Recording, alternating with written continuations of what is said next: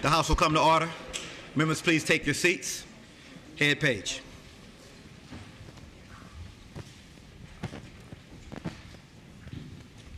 The House is now in session. All persons not entitled to privileges of the floor, please retire to the gallery. The members will rise and be led in prayer by Pastor Adam Schultz, Good Shepherd Lutheran Church, Lexington, and remain standing for the Pledge of Allegiance to the flag of the United States of America, which will be led by the delegate from Alexandria, Delegate Herring. I invite you to pray with me. Creator, Redeemer, and Sustainer of all people and things, as we convene this session, we give you thanks for the honor of being gathered here today. Elected delegates, legislative staff, and community advocates, each of us with the privilege and heavy responsibility representing our own constituencies and entrusted as stewards of this Commonwealth. We ask for your guidance, your wisdom, and your compassion as we embark on this session. Give these delegates a deep sense of responsibility, a broad spirit of understanding, and the courage to defend those in need of support, even when it is difficult. When our eyes do not see the gravity of injustice, shake us from our complacency, O Lord. Open our eyes and hearts to the realities of those whose lives are difficult, those fleeing violence in their homes, those who have suffered the indignity of assaults against their own bodies, those whose bodies are treated as commodities, those who are traumatized, marginalized, vulnerable, or underserved. Grant these delegates wisdom to create laws that do not just offer convenience, but justice, not mere policy, but equity. Help us all to build bridges that don't divide, to inspire mutual respect, to foster inclusion, to work in solidarity for the common good of all, not just for the benefit of a few. May our hearts be broken by what breaks yours, and may that conviction drive our work this day and each day hereafter. We ask for the strength to be agents of healing, compassion, and true equity. May the decisions made in this chamber leave the Commonwealth of Virginia more compassionate, just, and united. Amen. Amen.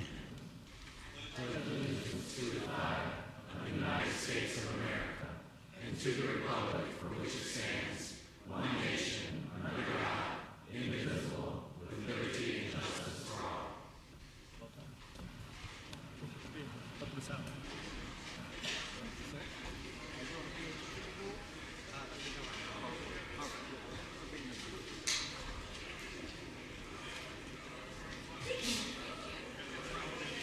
The members will answer the roll call by indicating their presence on the electronic voting board.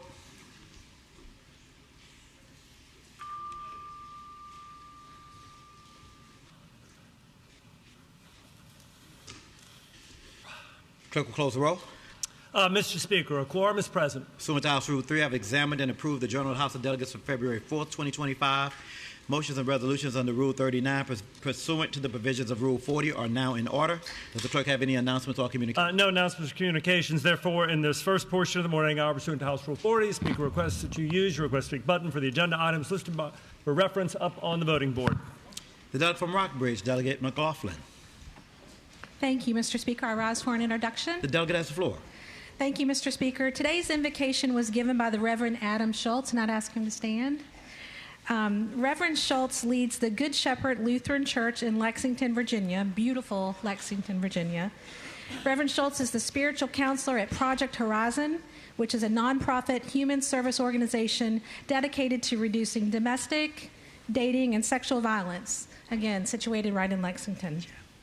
Adam is one of only a handful of spiritual counselors and chaplains across the nation working to end domestic violence and protecting and doing advocacy for our children who become victims of such.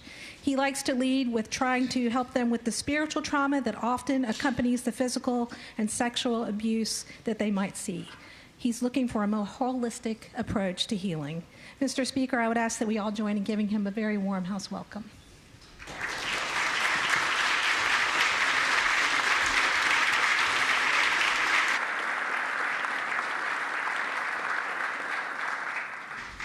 Welcome to the Capitol today, and thank you for that beautiful prayer.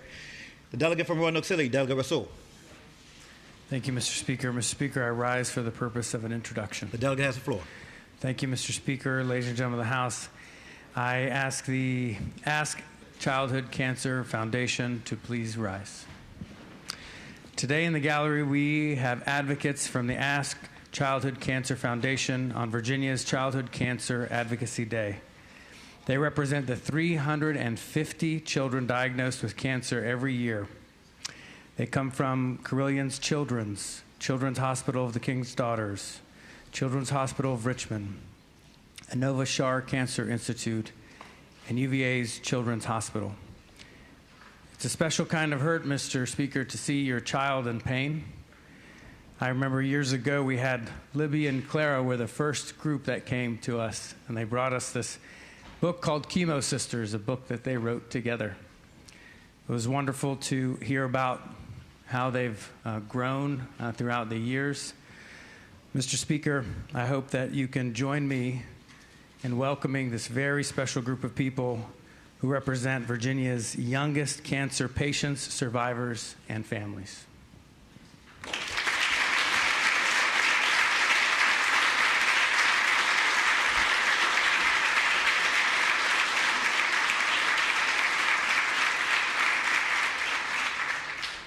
Welcome to the Capitol today. The delegate from Lunenburg, Delegate Wright. Thank you, Mr. Speaker. Mr. Speaker, I rise for an introduction and a motion. Delegate has the floor. Mr. Speaker, and ladies and gentlemen of the House, today we have seated in the gallery guests from Hampton-Sydney College, including Dr. Larry Stempert, President,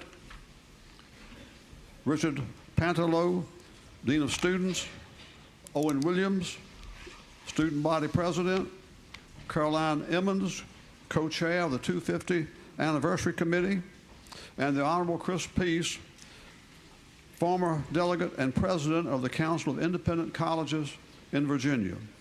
They are joining us in celebration of the 250th anniversary of Hampton-Sydney College. And I ask they continue to rise and remain standing as the body joins me in giving them a warm house welcome.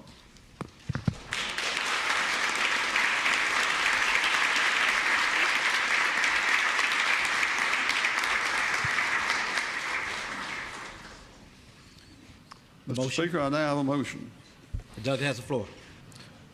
Mr. Speaker, I move that the House take up out of order House Joint Resolution number 13 on page 29 of today's calendar. Clerk will report a resolution. House Joint Resolution number 13, commending Hampton-Sydney College. Mr. Speaker, I move adoption of the resolution. I would like to speak to that motion. The delegate has the floor. Mr. Speaker, ladies and gentlemen, on November 10, 2025, marks the 250th anniversary of the founding of Hampton-Sydney College, among the nation's oldest colleges and the oldest privately chartered college in the southern United States. Hampton-Sydney College was named for John Hampton and Algernon Sidney, members of the Parliament of England in the 17th century. The Union Theological Seminary and the Medical College of Virginia, which became part of the Virginia Commonwealth University, originated at Hampton-Sydney College.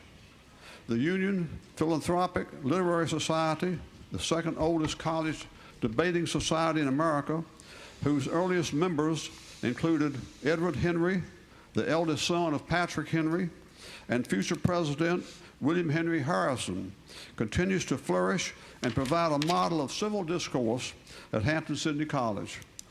Hampton-Sydney College has consistently produced outstanding and consequential leaders and practitioners in such fields as politics, law, medicine, science, business, education, religion, arts and culture, and the military, which exemplifies its enduring mission to form good men and good citizens who will lead in support of free and just society in the Commonwealth of Virginia and throughout the United States. Please join me with a final round of applause. Thank you.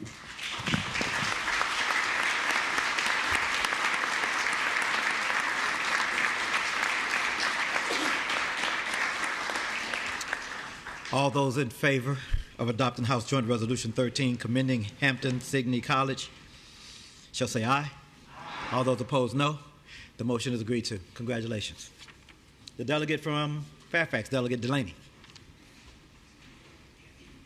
Thank you, Mr. Chair. I rise for the purpose of an introduction. The delegate has the floor. Mr. Speaker, I'm sorry. Mr. Speaker, today I rise to recognize members of the Virginia Sexual and Domestic Violence Action Alliance, and if you are in the gallery, to please rise. These alliance members, who make up more than 70 local sexual and domestic violence agencies, provide frontline crisis response and prevention programming across the Commonwealth. Since 2020, funding for these services from the Federal Victims of Crime Act, known as VOCA, have been cut by 54%, resulting in fewer emergency shelter beds available, waiting lists for trauma counseling, and in some cases, the elimination of many services altogether. So I want to thank these advocates for their tireless work and ask for us to please give them a warm house welcome.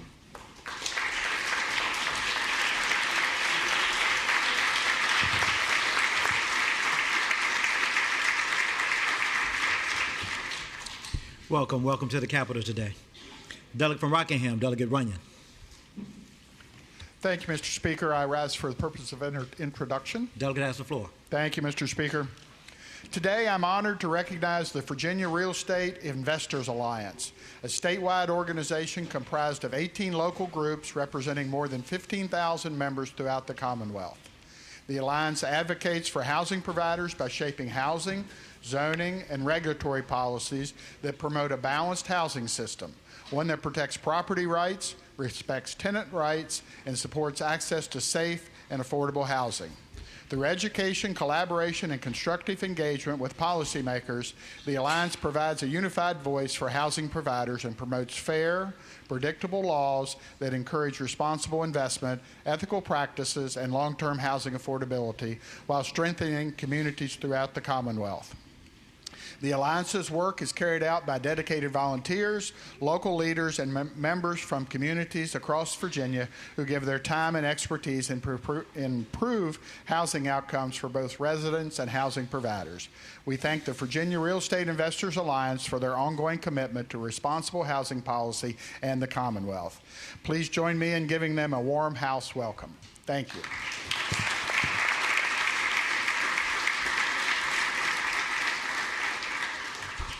Welcome, welcome to the Capitol today. The delegate from Newport News, Delegate Simons. Mr. Speaker, I rise for an introduction. The delegate has the floor. Mr. Speaker, on behalf of Delegate Ward, our proud CNU alumna, I would like to welcome Christopher Newport University to the Capitol today. If they could please stand. Today is their 6th annual Captains in the Capitol Day, where their president, several faculty and staff bring students to Richmond to learn about lawmaking in the Commonwealth. I especially enjoyed having the social work students in my office this morning. Be sure to say hello to anyone wearing a CNU blue scarf as you walk the halls. Their legislative reception is tonight at Redbird Social beginning at 5 p.m. I hope to see you all there. Please join me in giving the CNU captains a warm house welcome.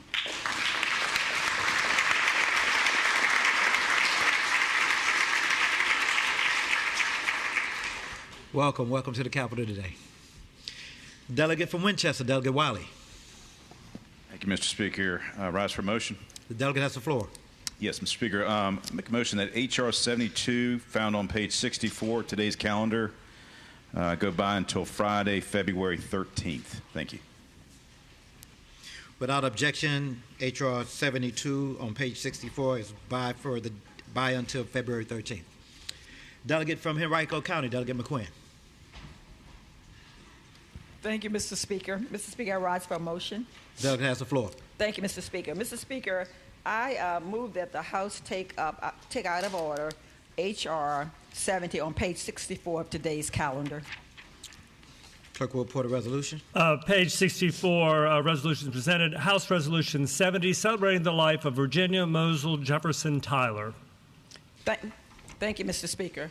Mr. Speaker, I move the adoption of the resolution and request to speak to the motion. The delegate has the floor. Thank you. Mr. Speaker and members of the General Assembly, this resolution honors the life and legacy of Virginia Mosel Jefferson Tyler. a woman remembered for her grace, strength, and deep commitment to family and community. She touched many lives through her kindness and quiet leadership, leaving a lasting impact on all who knew her. Mrs. Tyler was the beloved mother-in-law of former Delegate Rosalind Tyler, and her legacy lives on through the family and the community she helped shape. We celebrate her life and the example she set for generations yet to come. So, Mr. Speaker, I move that when we adjourn today, we do it in the name of Virginia Moselle Jefferson Tyler. Thank you, Mr. Speaker.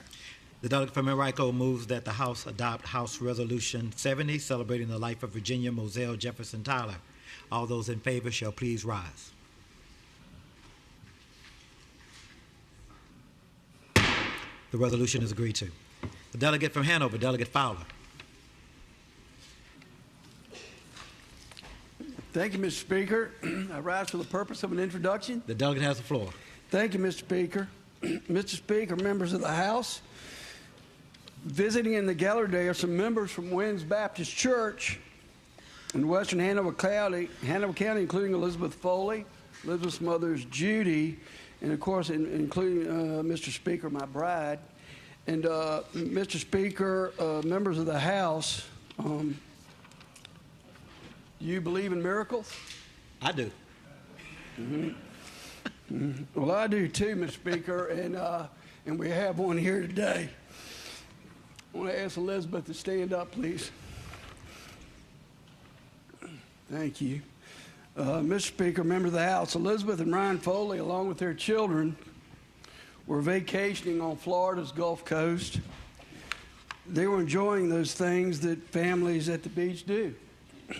Basking in the sun, running on the beach, and swimming in the water.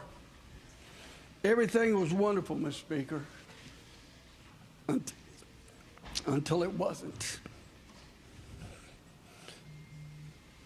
Unfortunately, people enjoying their vacation weren't the only ones in the water, Mr. Speaker. There were also sharks. And in seconds, Elizabeth Foley was fighting for her life. And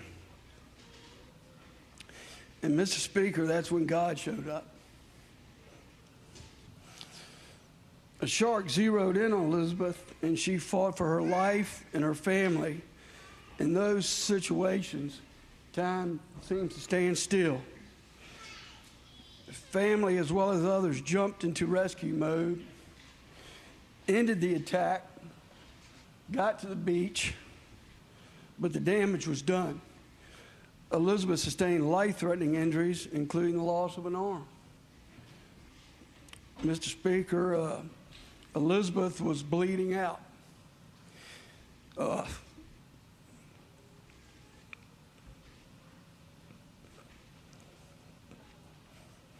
And that is when God showed up. Thankfully, it just so happened that several vacationing registered nurses were enjoying the beach and immediately jumped into action, dressing the wounds and stopping the bleeding. The rescue squad then arrived and took over. Elizabeth fought through months of medical treatment and came through this crucible like a champ.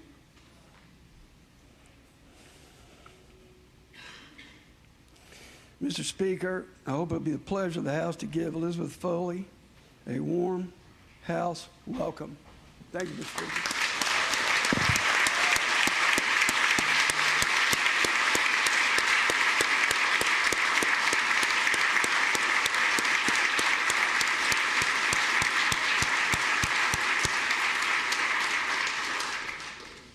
Welcome, welcome to the Capitol today.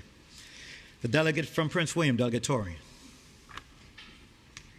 Thank you, Mr. Speaker. Mr. Speaker, I rise for two motions. The delegate has the floor. Mr. Speaker, I move that House Bill 1313, found on page 38, be re-referred to the House Committee on Appropriations. Delegate from Prince William, Delegate Torian, moves that HB 1313, found on page 38, be re-referred back to the Committee on Appropriations. All those in favor say aye. Aye. All those opposed, no. 1313 is re-referred back to the Committee on Appropriations. And Mr. Speaker, I move that House Bill 1393, found on page 39 of the calendar, be re-referred to the House Committee on Appropriations. Delegate from Prince William, Delegate Torian, moves that House Bill 1393, found on page 39, be re-referred to the Committee on Appropriations. All those in favor say aye. All those opposed, no. 1393 is re-referred to the Committee on Appropriations. Thank you. The delegate from Campbell County, Delegate Zaire. Thank you, Mr. Speaker. I rise for an introduction. Delegate has the floor. Thank you. Today we recognize Virginia's homeschooling families and the Home Educators Association of Virginia, known as HEAV, a statewide member-supported nonprofit founded in 1983. And if they're in the gallery, I know they were going to try to be here. If they are here, please stand up. Although legal homeschooling for bona fide religious exemption was introduced in 1976 by a Virginia senator who eventually became Virginia's first black governor, home education as a means of compulsory attendance was not legalized in Virginia until 1984.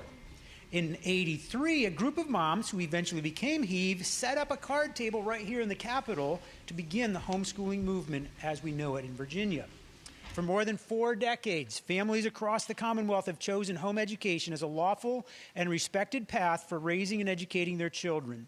Today, more than 66,000 students are homeschooled across Virginia, representing one of the largest home education communities in the nation. Homeschooling has grown by leaps and bounds, both in numbers and social acceptance. Since the COVID pandemic opened even more parents' eyes to their ability to provide a well-rounded education from home, homeschooling numbers have grown nearly 50%. HEAV serves these families year-round by equipping parents with information, training, and support, and by maintaining consistent, constructive presence here in Richmond to monitor legislation and educate policymakers on issues affecting home education. In 2013, this body unanimously established February as Home Education Month in Virginia, recognizing the lasting and positive role home education plays across our Commonwealth. And today, we are honored to recognize the thousands of Virginia families who are investing daily in the education, character, and future of the next generation.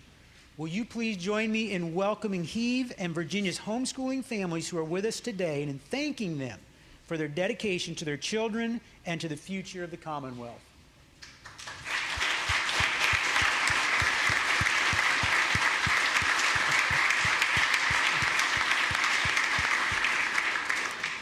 Welcome, welcome to the Capitol today.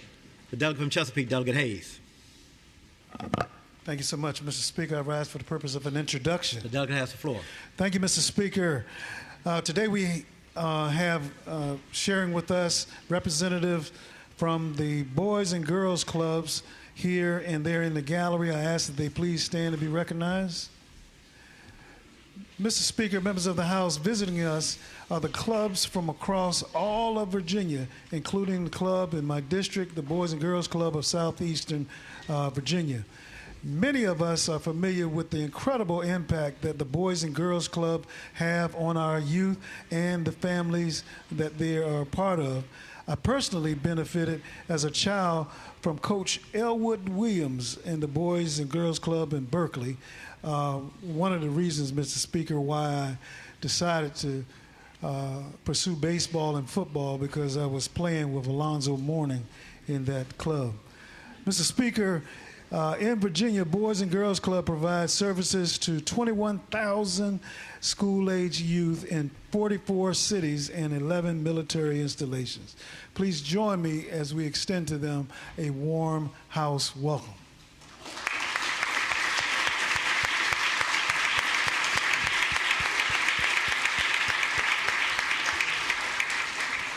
Welcome, welcome to the Capitol today. The delegate from Franklin County, Delegate Davis. Thank you, Mr. Speaker. I rise for a motion. Delegate has the floor. Mr. Speaker, I move that when the House adjourns today, it adjourn in the honor and memory of Charlie Poindexter. And I'd like to speak to that motion. Delegate has the floor.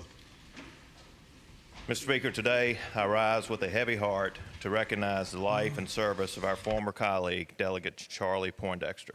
Charlie proudly served the people of the Commonwealth in the House of Delegates from 2008 through 2021, representing the 9th District, my district, and dedicating himself to the communities of Franklin, Patrick, and the surrounding counties. Before his time in the body, he served his community at the local level and built a life rooted in service, hard work, and deep commitment to Southwest and Southside Virginia values.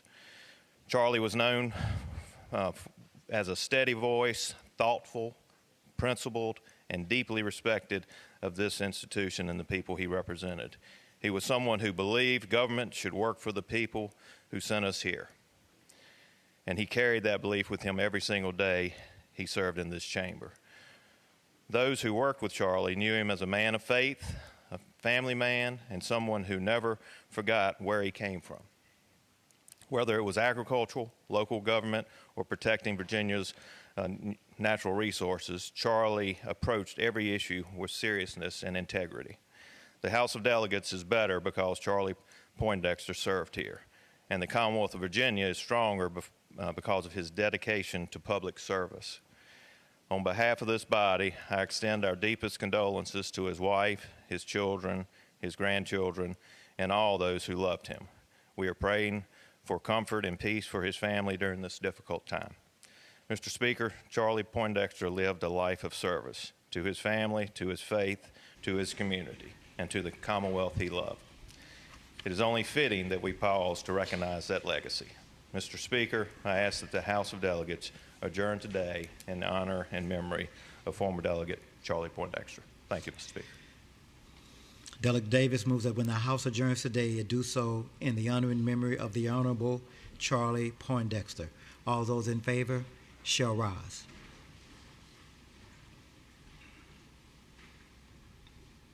The motion is agreed to.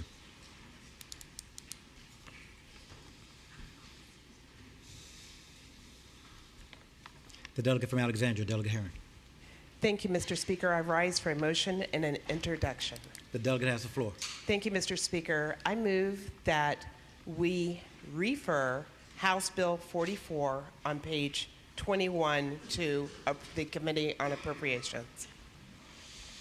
Delegate from Alexandria, Delegate Herron, moves that we refer House Bill 44, found on page 21, to the Committee on Appropriations. All those in favor say aye. Aye. All those opposed, no. HB 44 is re-referred to the Committee on Appropriations. Thank you, Mr. Speaker. Now for my introduction. Today in the gallery, we have members of the American Association of University Women, Virginia chapter, and I ask that they stand. Mr. Speaker, for over 140 years,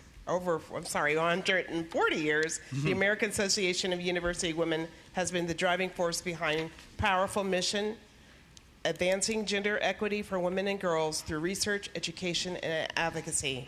They have championed efforts to pass the Equal Rights Amendment, protect Title IX, and increase funding for education. Their grassroots advocacy and efforts have generated hundreds of letters to voters, candidate forums, and voter engagement rallies. I hope it will be the will of the body to give them a warm House welcome.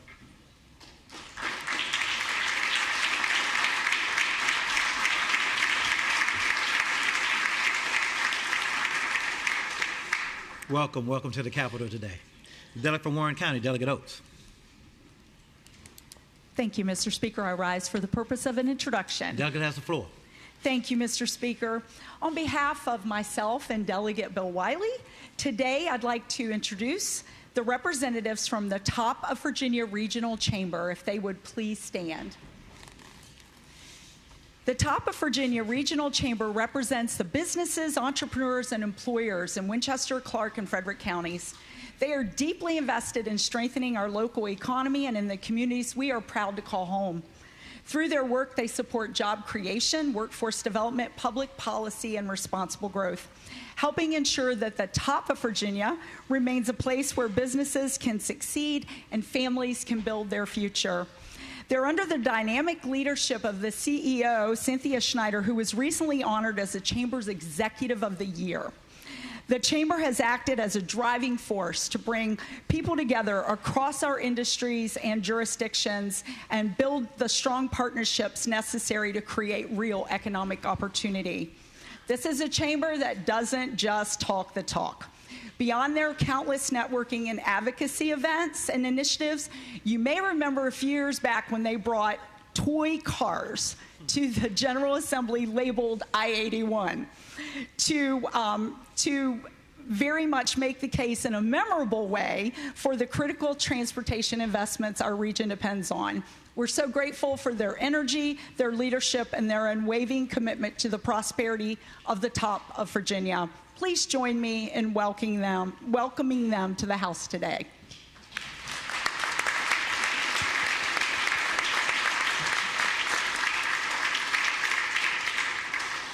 Welcome to the Capitol today. The delegate from Prince William, Delegate Maldonado. Thank you, Mr. Speaker. Mr. Speaker, I rise for the purpose of an introduction and a motion. Delegate has the floor. Thank you, Mr. Speaker. Mr. Speaker, today I am honored to host and welcome InterNetWorks for their very first Virginia visit to Lobby Day here at the Richmond Capitol. InterWorks is a newer national trade association representing 28 middle tech companies, businesses that are more established than startups, but significantly smaller and less resourced than the larger technology platforms that we know as big tech. These companies, though, are not something you're not familiar with. Mr. Speaker, they are companies like eBay, Reddit, TripAdvisor, Etsy, Dropbox, Indeed, Discord. And it not only provides the voice of middle tech business, but also of our developer and deployer voices. Their membership reflects a diverse group of companies working together to advance responsible tech policy that keeps kids safe online, protects users and consumers of all ages, and supports small businesses and local communities. Middle tech companies build products and services designed to bring people together, foster healthy online conversations, and help small businesses grow, bringing practical, on-the-ground perspective to technology policy. And over the last year, Mr. Speaker, InterNetWorks has worked closely with state lawmakers across the country to enact thoughtful legislation that meaningfully improves the experiences of users online. And as they meet with members of the body today, I appreciate and look forward to their commitment to authentic and constructive advocacy, and as well as helping us move positive, healthy, responsible legislative policy in the tech space forward. If you would be so kind as to give them a warm House welcome.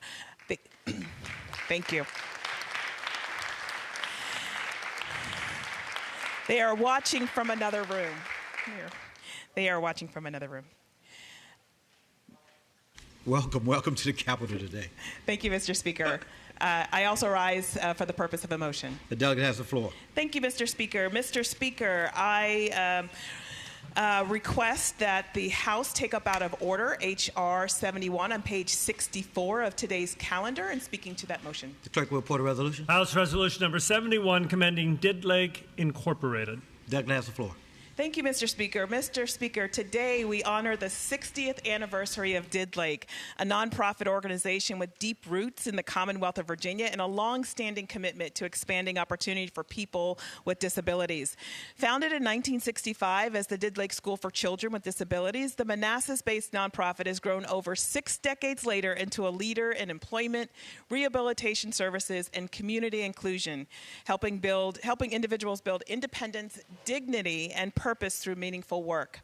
Today, Delegates employs more than 1,000 individuals with disabilities across contract sites in Virginia, Maryland, and Washington, D.C., demonstrating that inclusive employment strengthens not only individuals, but our workforce and local communities as well.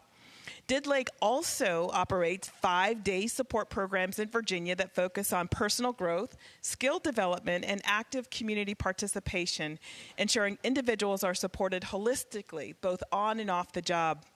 And additionally, Delegates partners with Virginia businesses by matching referrals from the Department of Aging and Rehabilitative Services with jobs in the community, creating pathways to employment that are responsive to both individual strengths and employer needs. Through its emphasis on workforce readiness, employer partnerships, and long-term support, Delegates has helped generations of Virginians with disabilities move toward greater independence and fuller participation in their communities. And as we mark this 60-year milestone, we recognize Delegates not only for its history, but for its continued leadership in building more inclusive, equitable, and opportunity-driven Virginia. I hope it will be the will of the body to bring a warm House welcome to them today. Thank you, Mr. Speaker.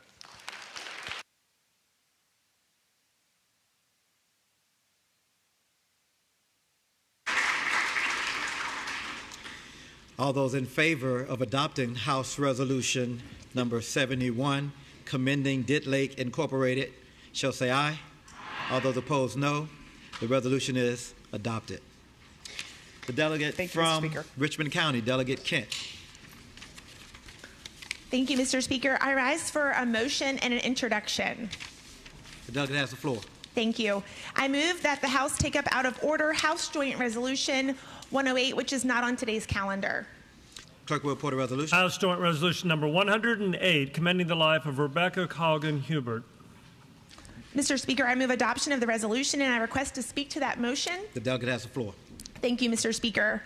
I rise today to honor and recognize the life and service of Rebecca Coggan Hubert, a devoted public servant and lifelong champion of the town of Warsaw, who passed away almost exactly 2 months ago. Across the Commonwealth, we learn about people who do extraordinary things.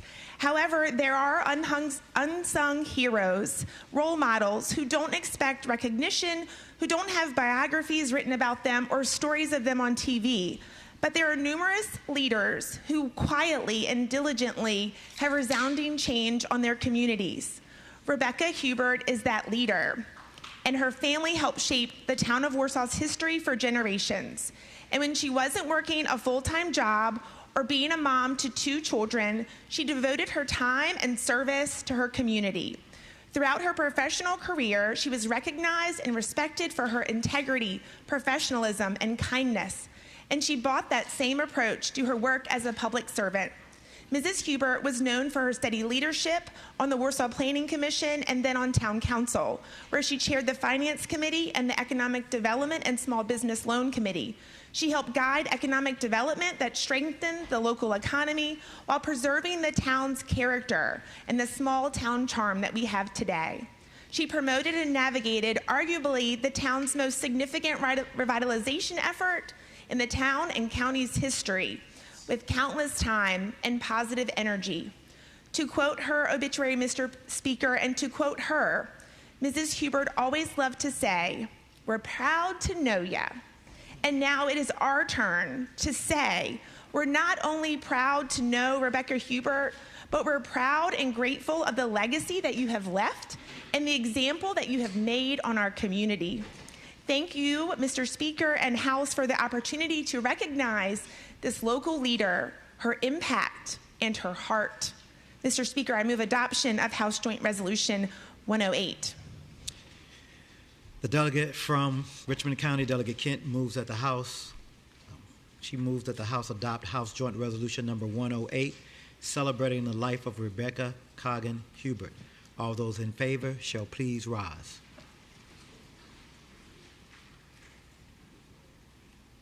The resolution is agreed to. Delegate from Henrico. I'm sorry, Mr. Speaker. I had an introduction as well. You got it. You got Apologies. the floor. Run your house. We're chatty in the Northern Neck, Mr. Speaker. I'd like to have an introduction to welcome to the Capitol today special guests from the town of Warsaw in Richmond County who are in the gallery. I'd ask that they all please rise. In addition to the family of Rebecca Coggan Hubert that's joining us online, we would like to welcome colleagues and coworkers from the town of Warsaw and Richmond County who served alongside Mrs. Hubert and knew her both also as a dedicated public servant and a friend. They are joining us in town today with local government conferences working to advance opportunities and innovations to bring back home to Warsaw. Your presence here today, in conjunction with this resolution we just passed, is a powerful reminder of the impact of public service in our community, and we're grateful that you could join the House today. I would ask my fellow members to give them a warm House welcome.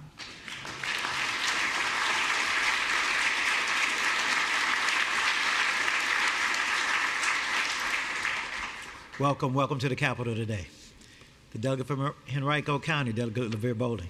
Thank you, Mr. Speaker. I rise for the purpose of an introduction. The delegate has the floor. Thank you, Mr. Speaker, members of the House. Today, I have the pleasure of introducing the dedicated leaders and advocates of the Democratic Party of Virginia, and I ask that they please rise. These are folks who stand as true champions of progress and innovation, committed to moving our Commonwealth forward. They embody resilience, courage, and an unwavering belief in a future where equality, justice, and opportunity are not just ideals, but realities that will reach every community and every Virginian. As we celebrate the hard work that has led us to this moment, we pay tribute to the advocates who stood strong for democracy during the November 2025 election. Their tireless efforts ensured that the voices of our communities were heard. Let us draw inspiration from their bravery and vision as we honor those who illuminate the path for a more united Commonwealth. I hope it is the pleasure of the House that we deliver a warm House welcome.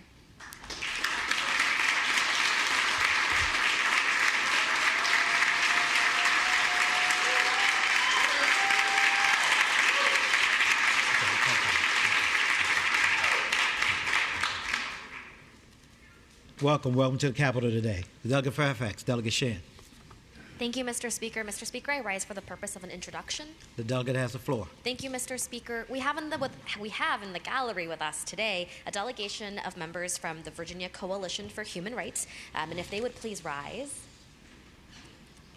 Mr. Speaker, VCHR should be familiar to all of us because they have visited us year in and year out. And actually last year when they were here, I described them as a growing, broad coalition of 21 member organizations. But this year, I get to introduce them as a growing and broad coalition of 24 member organizations.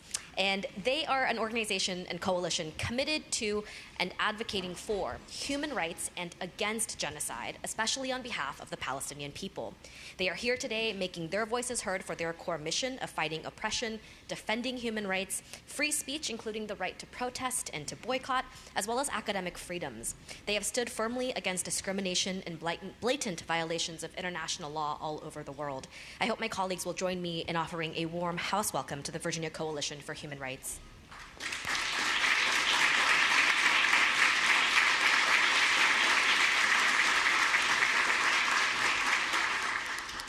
Welcome to the Capitol today.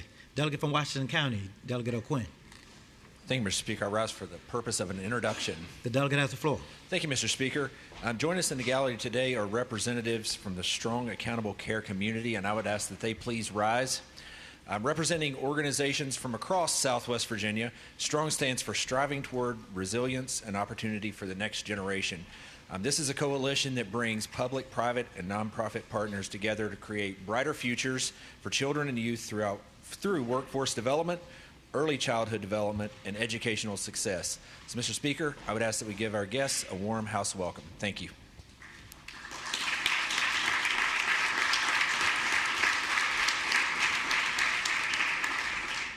Welcome to the Capitol today. Delegate from Fairfax, Delegate Seabold. Thank you, Mr. Speaker. Mr. Speaker, I rise for the purpose of an introduction. Delegate has the floor. Thank you, Mr. Speaker. In the Capitol today, we have members of the Virginia Assisted Living Association who are watching us from House Room 3. VALA is a nonprofit dedicated to providing advocacy, communication, education, and other resources regarding the assisted living industry. Many of you have probably seen them advocating in your offices today for their policy priorities and throughout the session. Mr. Speaker, I hope we can give VALA a warm House welcome.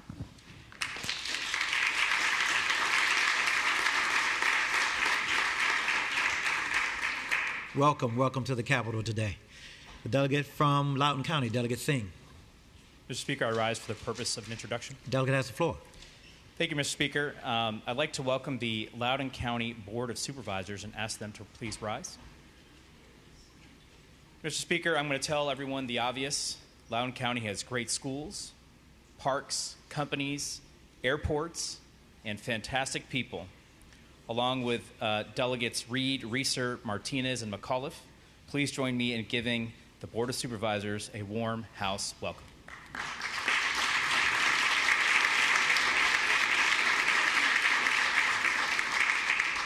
Welcome to the Capitol today. The delegate from Suffolk, Delegate Clark. Thank you, Mr. Speaker. I rise for introduction. The delegate has the floor. Mr. Speakers and members of the House, it is a pleasure to welcome members from Suffolk City Council. If they can please rise. They are here on the Capitol today, and we appreciate them for taking the time to travel to Richmond and thank them for their continued leadership and service to the residents of the city of Suffolk. They are here participating in VML's Local Government Day, advocating on behalf of their constituents, their community, and their local government across the Commonwealth. Mr. Speaker, I hope it will be the will of the body to join me in extending them a warm House welcome.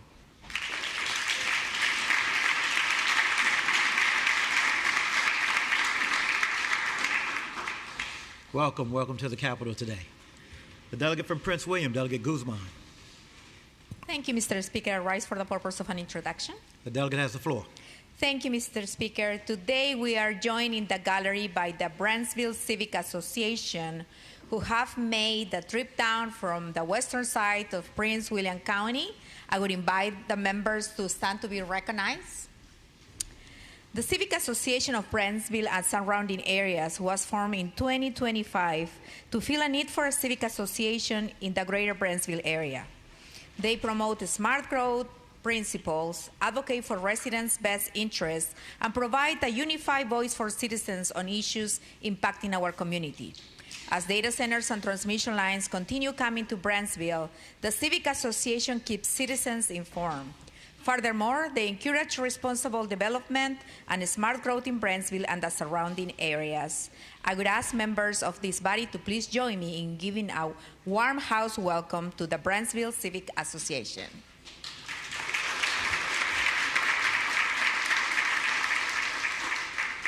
Welcome, welcome to the Capitol today.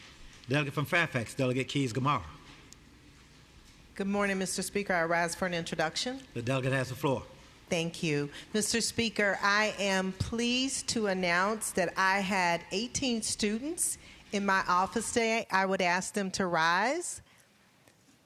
They are from the Alpha T Academy, which serves elementary and middle school grades since 1999, seeking to cultivate and nurture a thriving American Muslim identity that balances religious, academic, and cultural knowledge and imparts the importance of civic involvement and charitable work.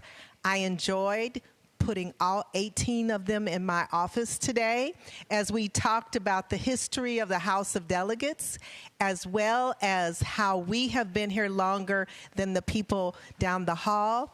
And they were very attentive, and I am so grateful that they are here. I ask you to give them a warm welcome.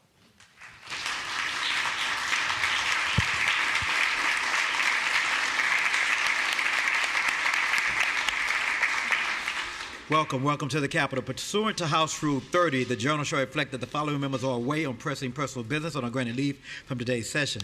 Delegates Franklin of Prince William and Delegate Knight.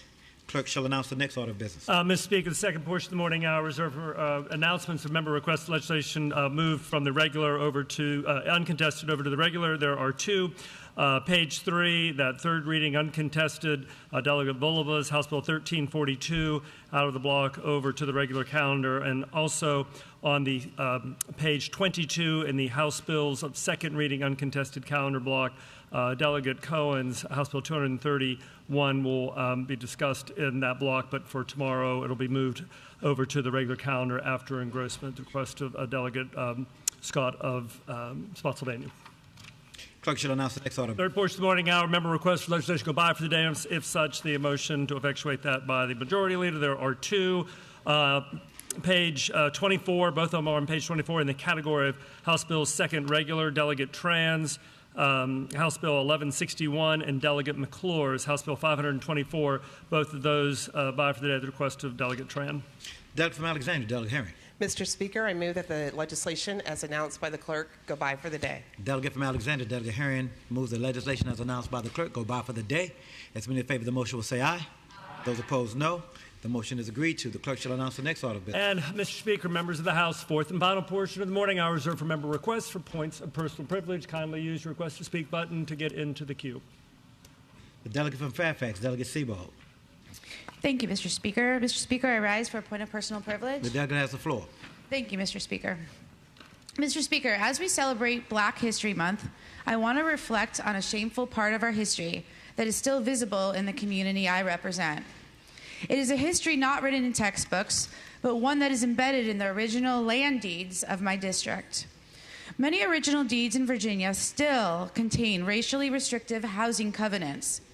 Covenants that were written directly into property records and barred black families from purchasing or occupying homes or designated land in certain neighborhoods. I was reminded of this not too long ago while speaking with a neighbor who had been reviewing the paperwork for a family home. Buried in the original deed was language they had never noticed before, language that made clear that black families were legally prohibited to purchase or occupy that home. When he inquired about the language, the attorney said not to worry. The covenant is unenforceable. Unenforceable, yes, but not erased. This history is alive, Mr. Speaker. It is rooted in places we know well and care about deeply. When the Supreme Court ruled in Shelley versus Kramer that racially restrictive housing covenants could not be enforced, the law changed, but the history did not disappear. We cannot forget that as a result of these covenants, many families were not just denied access to a home, they were denied the chance to establish strong roots, build generational wealth, and to pass opportunity on to their children. This history is deeply important to the work before us now. As this body debates affordability, housing policy, and community development, we must remember that we are legislating on top of racist systems that deliberately narrowed access. Every decision we make about zoning, about housing supply, and about land use determines who gets opportunity and who is left behind. Black History Month asks us not to celebrate progress, but to confront the structures that made that progress necessary. Today, this legislature has a moral responsibility to confront this history and build a Virginia where every family and every community has a fair chance to put down roots, build stability, and share fully in the promise of this Commonwealth. I thank you, Mr. Speaker.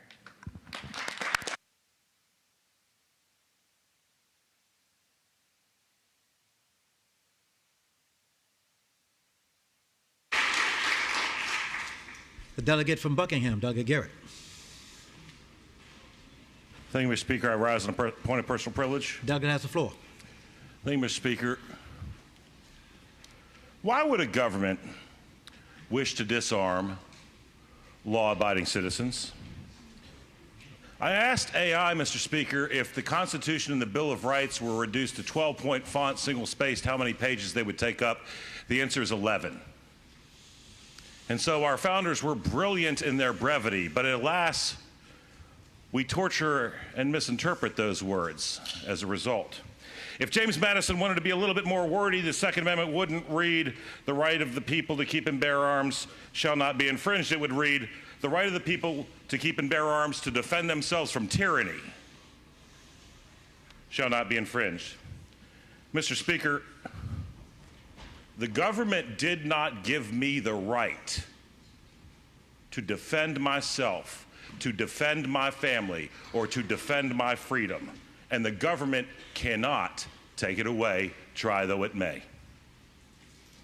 I was absolutely awestruck when a prominent religious advocacy organization for the largest Christian faith on earth got behind some of these particular bills. They must be reading a different Bible than me. Luke 22:36 says, Jesus told the disciples, "I tell you now, if you must, sell your cloak and buy a sword." And why?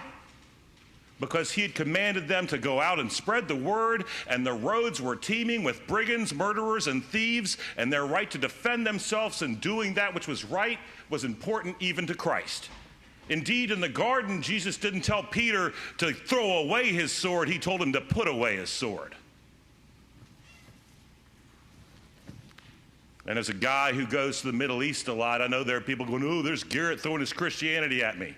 The Quran, the Torah, the Talmud, very, very prominent in Sikhism, in Buddhism, in Hinduism, is the right of people to defend themselves. It boggles the mind, Mr. Speaker, that this party will vote on party lines to eliminate mandatory minimums for rapists and child predators and murderers. And then along the same lines in reverse, vote to make an 80-year-old veteran who shed his blood to defend our nation a criminal because he possesses an 11-round magazine. Oh, that'll never happen. He just doesn't need to take it in public. Imagine if there's a fire in Fairfax County, Virginia, and the fire department responding goes in to put out the fire and reveals his 11-round magazine. This man who bled and watched his friends die for this country is a criminal, having never committed a crime in his life, because we said so. Sadly, those who vote this way either do not understand what the Bill of Rights means or do not care. Mr. Speaker, I'm in the habit this session of saying things in ways that make some people uncomfortable, so why stop now? The history of self-defense is soaked in the blood of innocents. Karate means empty hand in Chinese. Why was the hand empty? Because the government controlled who had the weapons, and the people who were oppressed had to find a way to fight back against tyranny. Tens and tens of millions of people in the 20th century alone were murdered by their government. Here's the uncomfortable part. Gun control started in the United States with the slave codes. You were not allowed to sell a firearm to an African American. You were not allowed to sell a firearm to an indigenous person. Why? Because the real racists were afraid of the wrong people having guns. That's racism, not, oh, you don't like my bill, you're a racist. That's history. What's my source? NPR. Interestingly, some of the Democrats who drafted those bills would recognize the playbook we're seeing today from Democrats. And what happens when only the government is armed? All too often, Mr. Speaker, it's tyranny. I would wager, and I'm not asking, that you might own a firearm with a magazine with a capacity of greater than 10. That's all, I'm just saying. But when only the government, they say, oh, if guns are outlawed, only outlaws will have guns. Let me tell you who the outlaws are. I spoke to a Christian friend in Syria not long ago who was beside himself because he didn't know which of his friends had died. And I have friends in Iran who are texting me about tens of thousands of people who are murdered by the only people in Iran allowed to own guns this month, the government. And Iran's not the only place, and Syria's not the only place. Nazi Germany, no guns. Soviet Union, no guns. The killing fields of Cambodia, well, those people didn't have any guns. Maoist China, no guns. The patron of the Senate bill said, hey, man, I was a farmer in this country and blah, blah, blah. You know what? The United States threw off the oppressive yoke of British tyrannical rule a lot sooner than the country that some other people came from because they had guns. So why would a government wish to disarm law-abiding citizens? Maybe the government is afraid that the laws that they wish to pass are so horrifically oppressive and freedom-denying that they have cause to be afraid of law-abiding citizens. And that's just as our founders would have had it, Mr. Speaker. In closing, I will do something I try not to do too often. I will repeat myself. The government did not give me the right to defend myself, defend my family, or defend my freedom. And contrary to what you may think, you can't take it away. Thank you.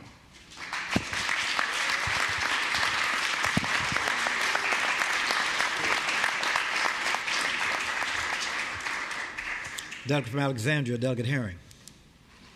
Thank you, Mr. Speaker. I rise for a motion. Delegate has the floor. Mr. Speaker, I move that the House stand in recess until 1:15. The delegate from Alexandria, Delegate Herring, moves that the House stand in recess until 1:15. All those in favor say aye. Aye. All those opposed, no. The House is in recess until 1:15 p.m. Mr. Clerk. Mr. Speaker, during the recess, the Democratic caucus will be meeting downstairs. House Room 1? In House Room 1, yes, sir. Okay. That's all.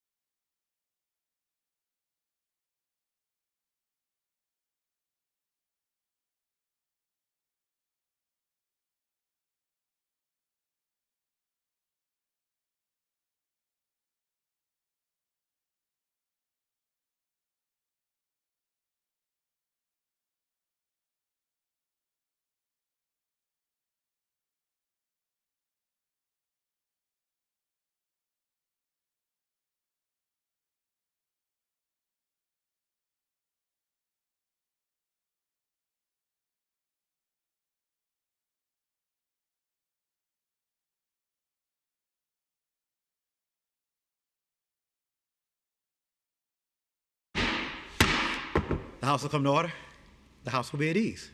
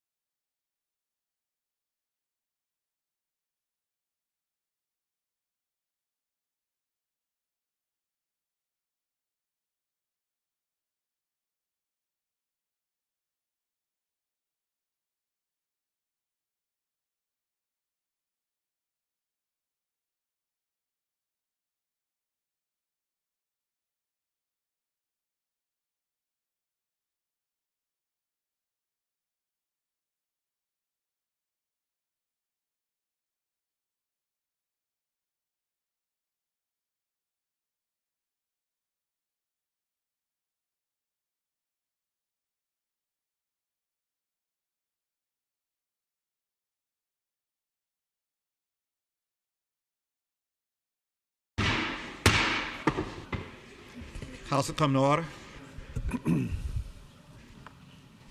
Delegate from Fairfax, Delegate Simon. Mr. Speaker, I rise for request. Doug has the floor. Mr. Speaker, can House Bill 559 on page 1 be moved to the regular calendar? House 559 on page 1. Without objection, House Bill 559 is moved to the regular calendar.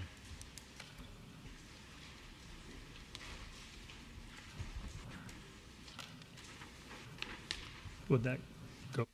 House will be at ease.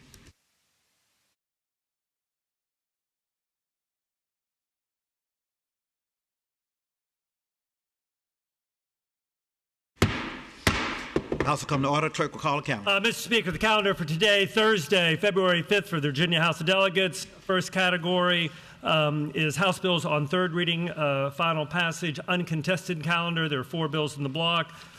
Page 1 of the printed calendar, if you're following along that way, is out of the block. So the block consists of bills on pages 2 and 3. It is House Bill 861, 887, 940, and House Bill 1039. Those are the 4 bills that are in the block because House Bill 1342 is over to the regular calendar.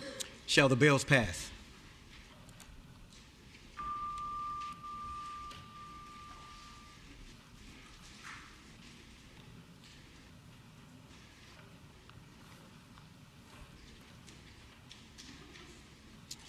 Clerk will close the roll. Ayes 97, no 0. Ayes 97, no 0. The bills pass. Continuing with the calendar, we come to another category, House bills on third reading, regular calendar, 52 bills in third reading, final passage, beginning on the bottom of page 3 of the printed calendar with House Bill 633. This legislation relates to the Commission on Electric Utility Regulation name change. Shall the bill pass?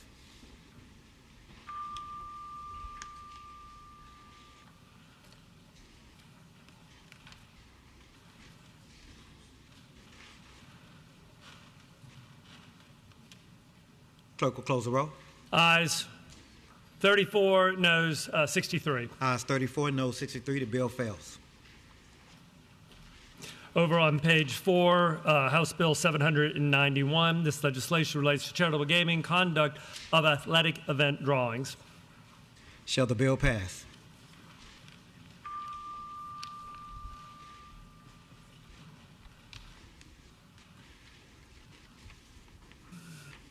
Clerk will close the roll.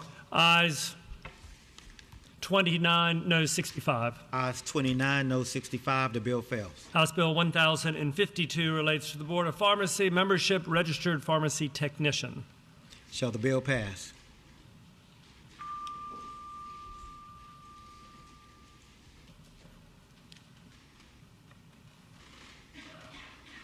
Clerk will close the roll. Ayes 34, noes 63. Ayes 34, noes 63. The bill fails. House Bill 1377, which would establish a task force to examine higher education at Virginia Military Institute. Report. Shall the bill pass?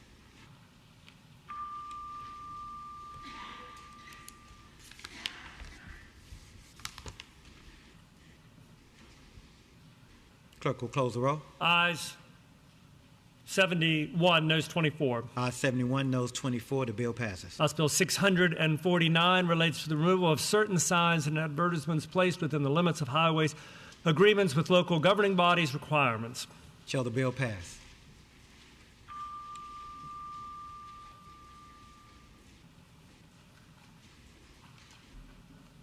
Clerk will close the roll. Ayes 91, noes, ayes 92, noes 5. Ayes 92, noes 5. The bill passes. House Bill 21 relates to firearm industry members, standards of responsible conduct, civil liability. Delegate from Chesapeake, Douglas Leftwich. Thank you, Mr. Speaker. Speaking to the bill. Delegate has the floor. Thank you, Mr. Speaker. House Bill 21 almost certainly is a violation of the Protection of Lawful Commerce and Arms Act. We are told other jurisdictions have enacted similar legislation. However, those jurisdictions, and I highlight New York, have far more specific language for prohibited conduct. Those statutes are not vague. They set clear boundaries. To the contrary, House Bill 21 is ambiguous, vague, and open to unlimited interpretation. We understand the goal, end gun sales in Virginia. If it can't be accomplished by legislation, that it will be accomplished by allowing a tsunami of litigation driving firearm stores out of existence. Congress preempted this with the PLCAA. I have no doubt this legislation will be challenged and will cost the taxpayers of Virginia millions of dollars with no results. Mr. Speaker, there are better solutions than this legislation that don't involve eliminating a fundamental constitutional right. Thank you, Mr. Speaker. Shall the bill pass?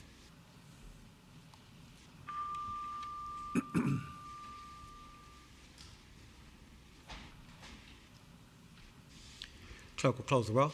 Ayes 62, noes 35. Ayes 62, noes 35. The bill passes. House Bill 34 relates to Virginia Military Forces Sexual Offenses Prevention and Response Program established report. Shall the bill pass?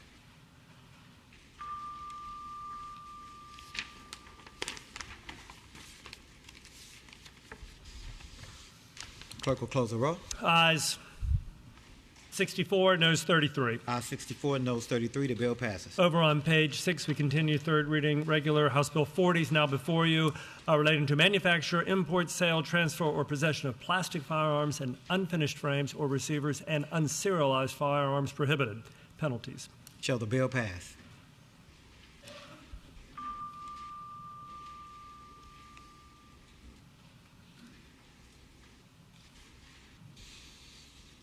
Clerk will close the roll. Ayes 63, noes 34. Ayes 63, noes 34. The bill passes. House Bill 93 relates to firearm transfers to another person from a prohibited person. Shall the bill pass?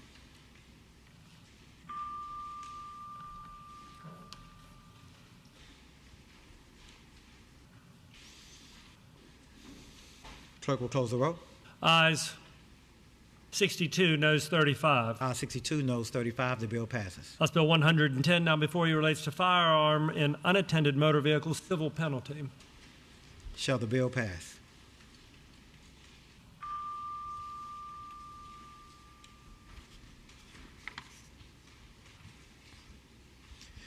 Clerk will close the roll.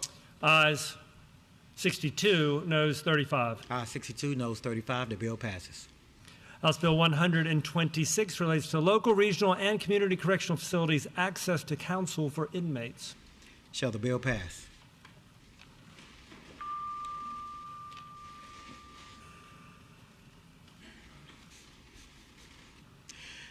Clerk will close the roll. Ayes 89, noes 8. Ayes 89, noes 8. The bill passes. House Bill 217 relates to purchase, sale, transfer, etc. of assault firearms and certain ammunition feeding devices, prohibited. Penalties. The delegate from Scott County, Delegate Kilgore. Thank you, Mr. Speaker. Speaking to the bill. Delegate has the floor. Thank you, Mr. Speaker. Mr. Speaker, this bill is what we call a lawyer's dream. Somebody's going to make a lot of money on this bill because it blatantly defies the Supreme Court precedent set out in Bruin. Firearm regulations are constitutional only if the government can show they are consistent with a nation's historical tradition of firearm regulation, like going in a courthouse, etc. It focuses on text, history, and tradition around the founding era. One of the key phrases in that decision talks about how the Constitution protects weapons in common use for lawful purposes. And, Mr. Speaker, to call these rifles common is an understatement. I can think of no fewer than 6 places I could get one of these rifles within 10 minutes of the Capitol. And I myself and others across Virginia own these type of guns, as well as the standard magazines that come with them.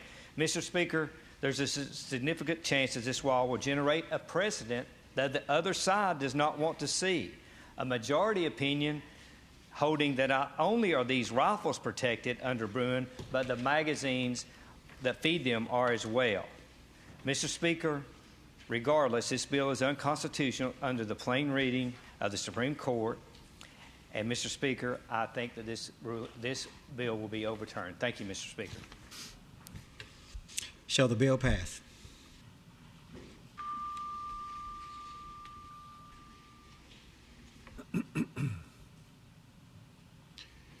Clerk will close the roll. Ayes 58, noes 34. Ayes 58, noes 34. The bill passes.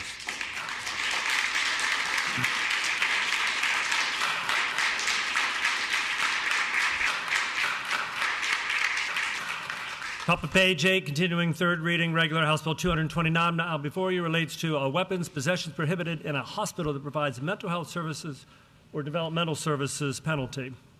Shall the bill pass? Oh, did I miss 226? I'm sorry, Mr. Speaker, that's my fault. I apologize. Bottom of page 7, I apologize. House Bill 226 relates to County Manager Plan of Government Independent Policy Policing Auditor.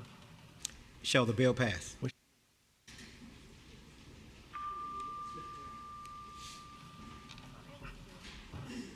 Yeah.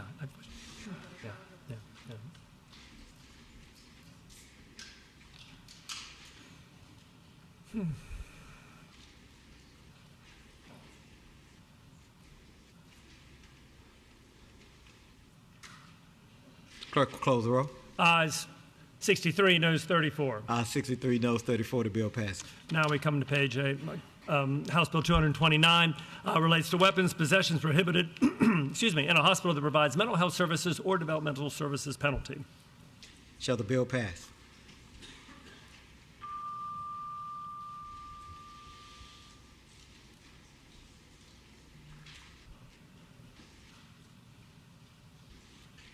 Clerk will close the roll. Ayes 63, noes 34. Ayes 63, noes 34. The bill passes. House Bill 257 relates to comprehensive plans, social determinants of health. Shall the bill pass?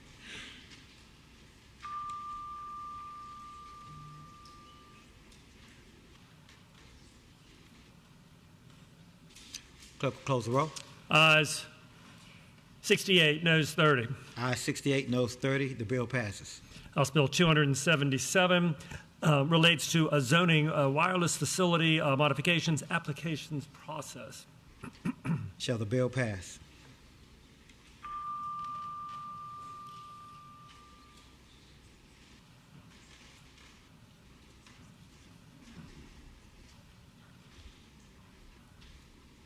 Clerk will close the roll. Ayes 90, noes 7, abstentions 1. Ayes 90, noes 7, abstentions 1. The bill passes. House Bill 286 relates to the Virginia National Guard, power of governor to summon in certain circumstances, mobilization under federal authority, annual report. Delegate from Rockingham, Delegate Wilk. Thank you, Mr. Speaker. Speaking to the bill. Delegate has the floor. Thank you, Mr. Speaker, and ladies and gentlemen of the House. I know I spoke yesterday, and I won't go through all the facts again, but this is our chance to take a step back, like I asked yesterday. Looking forward to today when we vote on this piece of legislation. And the testimony was clear. I mean, what we're on the edge of here is basically destroying Virginia National Guard.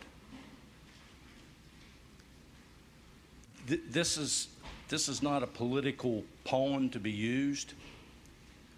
We need to step back and consider what all, and I know some of the intent, looking at the national level and happenings there. But Mr. Speaker, this is our National Guard. These are the women and men that protect Virginia, serve Virginia. It is just not in these deployments that we're talking about. They're called upon in national disasters when we've seen them deployed in floods and bad weather events. So it's crucial that we protect them and not get caught up in some kind of political gamesmanship. Mr. Speaker, ladies and gentlemen of the House, I'll note that the Senate version was wisely stricken. And I can only hope and guess that the patron realized how serious this bill is and how potentially dangerous it is going forward. And so I'm asking the body to vote no. Thank you, Mr. Speaker. Shall the bill pass?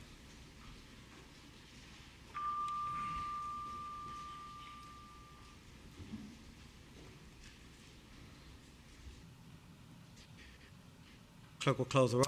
Ayes 60, noes 36. Ayes 60, noes 36. The bill passes. House Bill 325 relates to the Department of Fire Program's mental health awareness training.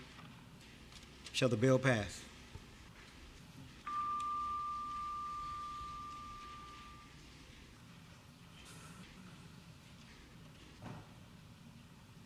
Clerk will close the roll. Ayes 90, noes 7. Ayes 90, noes 7. The bill passes.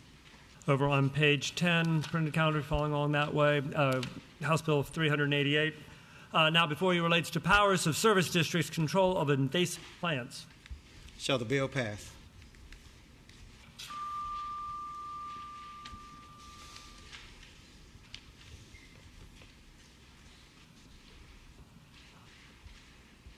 Clerk will close the roll. Ayes 90, noes 8. Ayes 90, noes 8. The bill passes. House Bill 553 relates to the Department of Corrections, language services for offenders.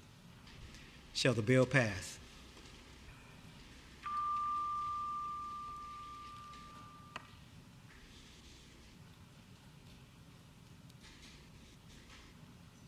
Clerk will close the roll. Ayes 68, noes 30. Ayes 68, noes 30. The bill passes. House Bill 626 relates to carrying a firearm or explosive material within Capitol Square or a building owned or leased by the Commonwealth. Exemptions, public institutions of a higher education penalty. Shall the bill pass?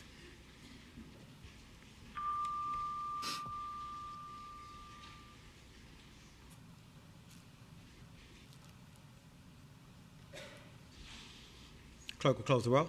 Ayes 63, noes 35. Ayes 63, noes 35. The bill passes.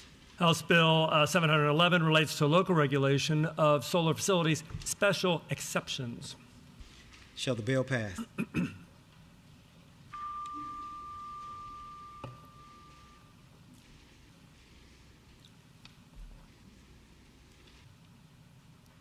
Clerk will close the roll. Ayes 63, noes 33. Ayes 63, noes 33. The bill passes.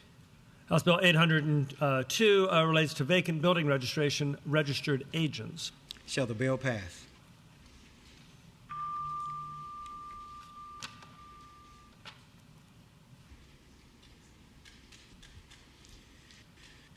Clerk will close the roll. Ayes 76, noes 22. Ayes 76, noes 22. The bill passes. House Bill 806 relates to Industrial Development Authority's housing. Shall the bill pass?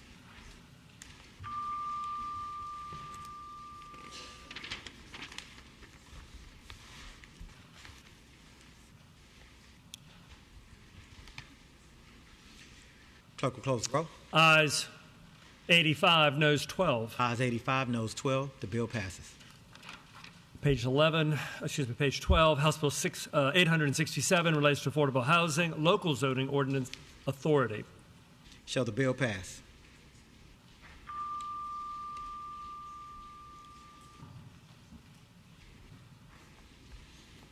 Clerk will close the roll. Ayes 67, ayes 68, noes 30. Ayes 68, noes 30. The bill passes.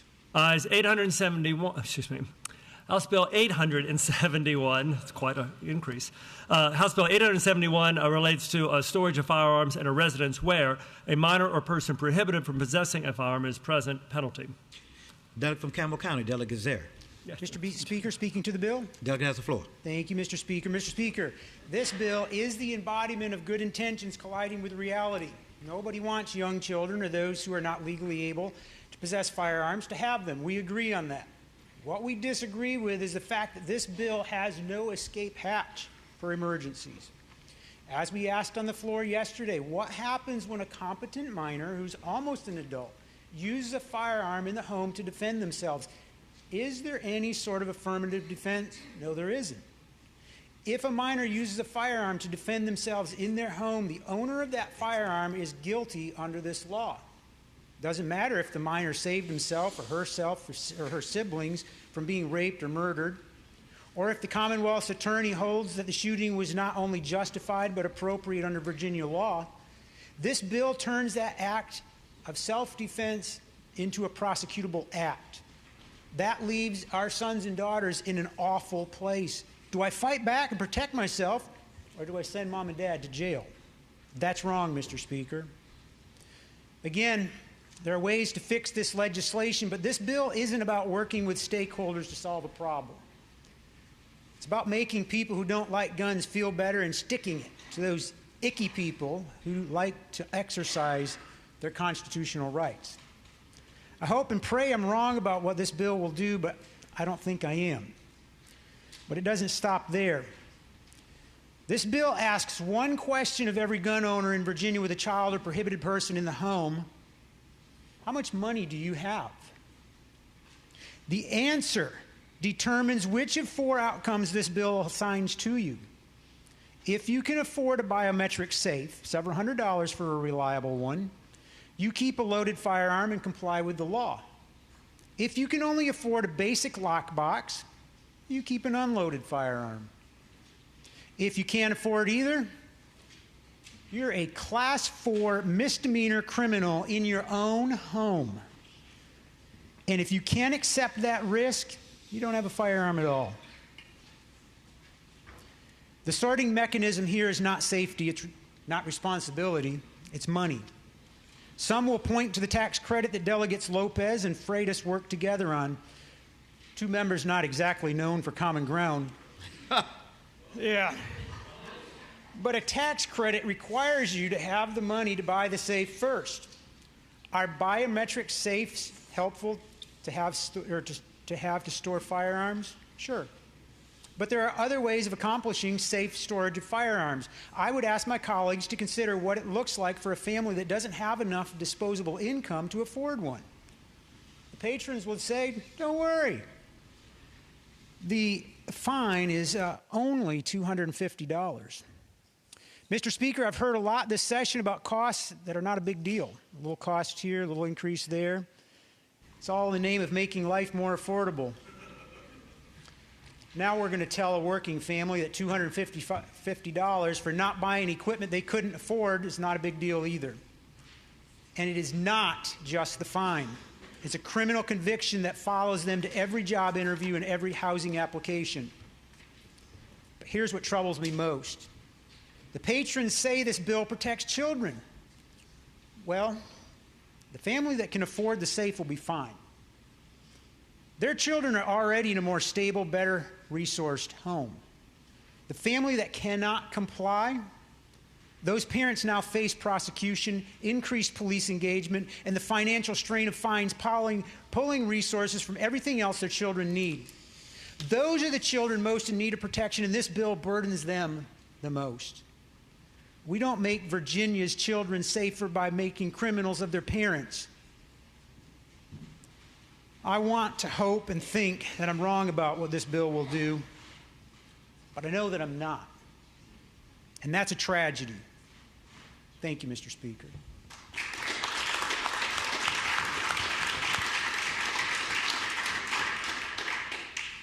Shall the bill pass?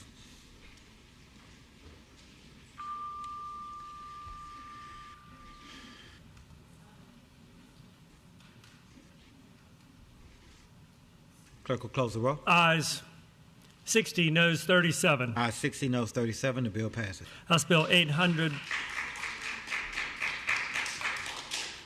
House Bill 876 relates to zoning wireless facilities temporary support structure. Shall the bill pass?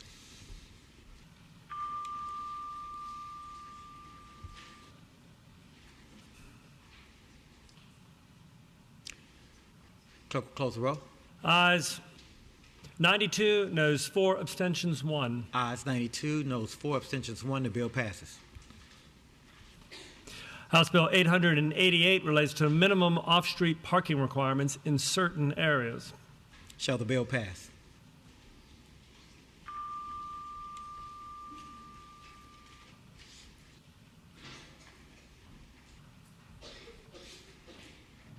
Clerk will close the roll. Ayes 61, noes 37. Ayes 61, noes 37. The bill passes. House Bill 891 relates to siting of battery energy storage projects, commercial solar photovoltaic generation facilities, permitted accessory use. Shall the bill pass?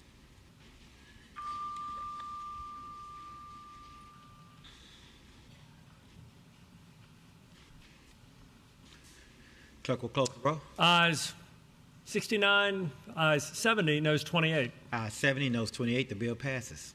House Bill 1011 relates to compost and other products containing organic soil amendments infrastructure. Department of Environmental Quality tax policy options for reforming the litter tax study expanded. Civil penalty. Shall the bill pass?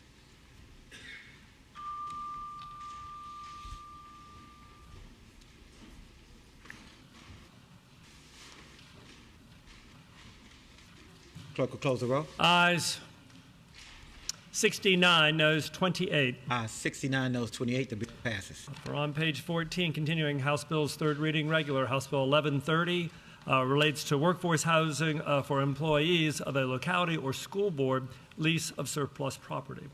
Shall the bill pass?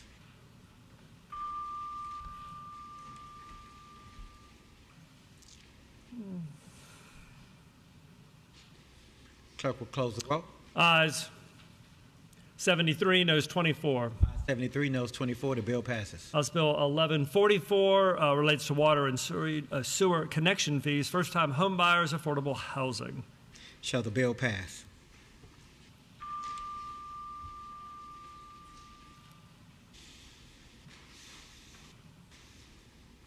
Clerk will close the roll.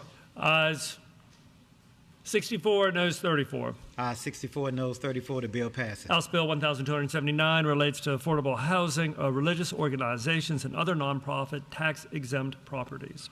Shall the bill pass?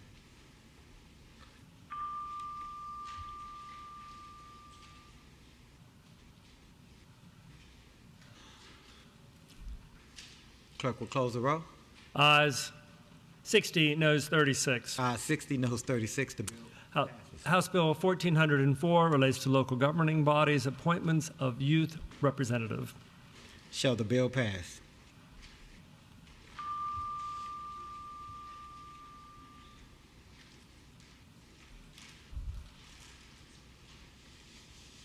Clerk will close the roll. Ayes 65, noes 33. Ayes 65, noes 33. The bill passes. House Bill 177 relates to fee for passing bad checks to localities, payment order not paid by recipient. Shall the bill pass?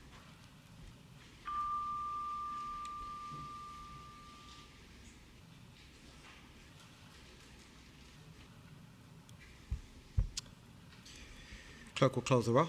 Ayes 94, noes 4. Ayes 94, noes 4. The bill passes. House Bill 196 relates to Virginia Residential Development Infrastructure Pilot Program established, sunset. Shall the bill pass?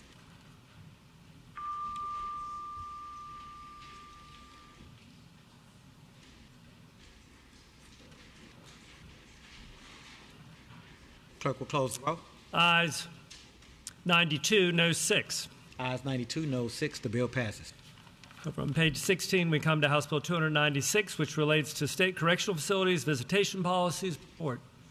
Shall the bill pass?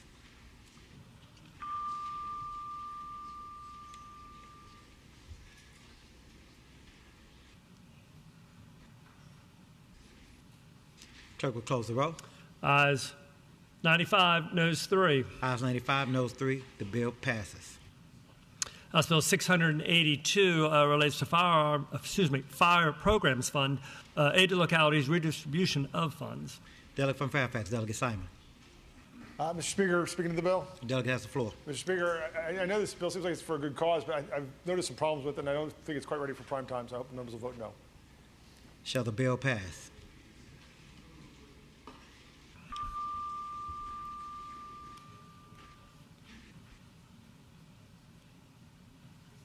Clerk will close the roll.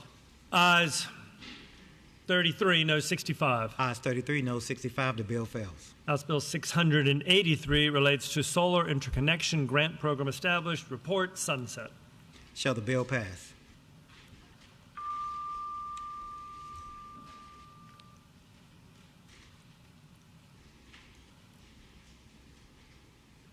Clerk will close the roll. Ayes 85, noes 13. Ayes 85, noes 13. The bill passes. House Bill 799 relates to Power Transformer Manufacturing Grant Fund. Shall the bill pass?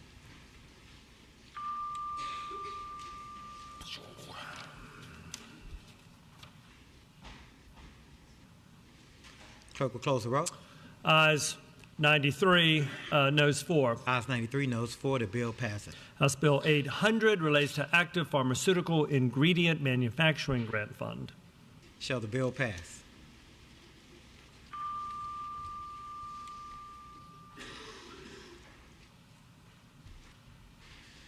Clerk will close the roll.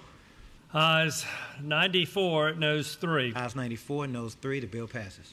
House Bill 820 relates to Virginia Housing Revolving Loan Fund established. Report. Shall the bill pass?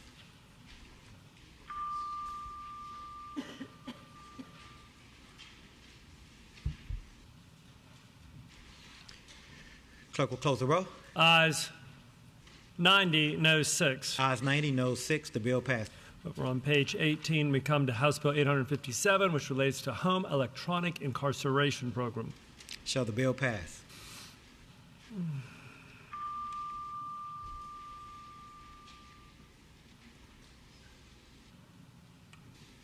Clerk will close the roll. Ayes 93, noes 5. Ayes 93, noes 5. The bill passes. House Bill 882 relates to Innovative Internship Fund and Program, local government employers, and matching funds. Shall the bill pass?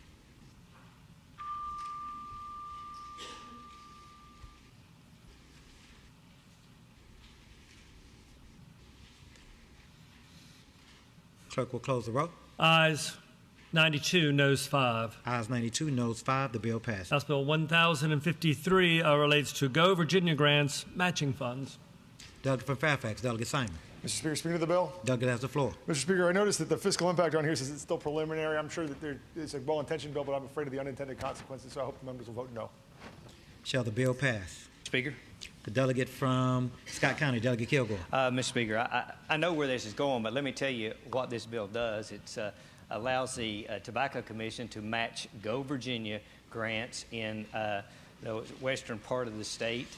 This has been good to close a lot of the Go Virginia to do a lot of projects in the tobacco region because we can use the Go Virginia money and the Tobacco Commission money to match those grants and create more opportunities. So that's what the bill does. I know where it's going, but I just want to let you know what you're voting no on.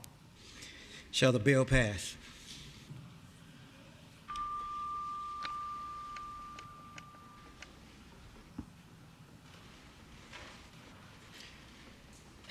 Clerk will close the roll. Ayes 33, noes 64. Ayes 33, noes 64. The bill fails. House Bill 1076 relates to Pharmaceutical Substance Manufacturing Grant Fund. The delegate from Buckingham, Delegate Garrett. Mr. Speaker, I actually had that button pressed to speak to the last bill, so I'm sure I'll get an opportunity to speak to that at some point. Shall the bill pass?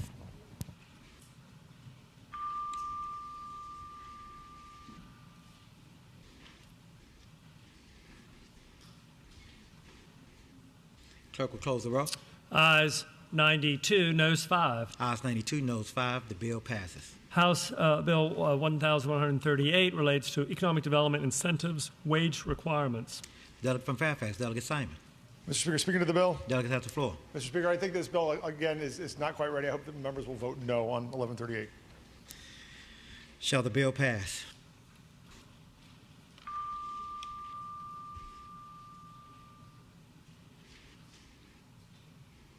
Clerk will close the roll. Ayes 33, noes 65. Ayes 33, noes 65. The bill fails. House Bill 1221 relates to public institutions of higher education, financial aid review and consolidation, Virginia Guaranteed Assistance Program and Fund, Virginia Commonwealth Board established. Work group report. Shall the bill pass?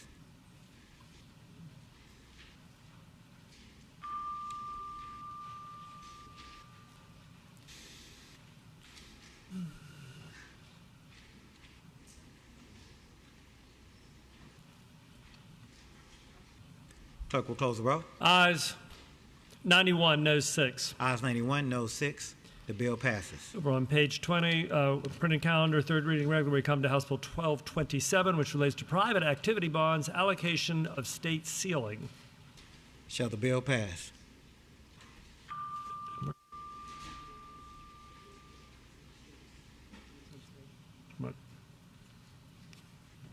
Clerk will close the roll. Ayes 92, noes 6. Ayes 92, noes 6. The bill passes. House Bill 1300 relates to the purchase of handguns or other weapons of certain officers, Department of State Police. Delegate from Fairfax, Delegate Simon. Mr. Speaker, I rise for a motion. Delegate has the floor. Mr. Speaker, I move that House Bill 1300 be re-referred to the Committee on Public Safety. Delegate from Fairfax, Delegate Simon moves that House Bill 1300 be re-referred to the Committee on Public Safety. All those in favor say aye. Aye. All those opposed, no. The motion is agreed to. Okay, Mr. Speaker, returning to... Ayes and nays? Y'all want ayes and nays? Yes, ayes and nays. See, y'all got to either say it. All right, ayes and nays. Ayes and nays. Ayes and nays. The clerk will open the roll for a motion to re-refer HB 1300 back to the Committee on Public Safety.